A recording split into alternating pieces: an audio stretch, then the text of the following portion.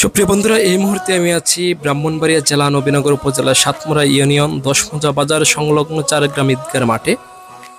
আপনারা জানেন কিছুক্ষণ পরেই কিন্তু শুরু হবে, অর্থাৎ সকাল ৯টায় শুরু হবে এই ঈদগার মাঠে হাজারো মুসল্লির মিলন মেলা এবং ঈদের নামাজ আদায়ের জন্য শত শত হাজার হাজার মুসল্লি একসাথে একত্রিত হয়ে ঈদের নামাজ আদায় করবে।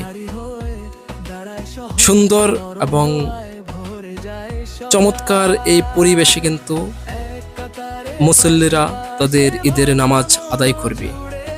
তো আমি এই মাঠের সর্বশেষ দেখানোর জন্যই কিন্তু চলে আসলাম। এই মাঠের মধ্যে হাজার হাজার মুসল্লি একসাথে ঈদের নামাজ আদায় করবে। সকল দুঃখ ভেদাভেদ ভুলে সৃষ্টিকর্তার কাছে, আল্লাহর কাছে নামাজ আদায় করবে হাজার হাজার মুসল্লিরা একসাথে এই ঈদগার মাঠে। চারগ্রাম ঈদগার মাঠ অনেকটাই বড়। এখানে একসাথে হাজার মানুষ নামাজ আদায় করতে পারবে।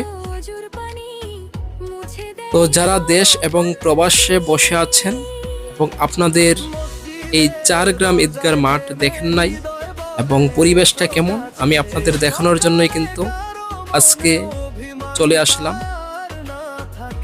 সর্বশেষ পরিস্থিতি জানানোর জন্য। আজ সকাল ৯টার মধ্যেই শুরু হতে যাচ্ছে ঈদুল আজহার নামাজ।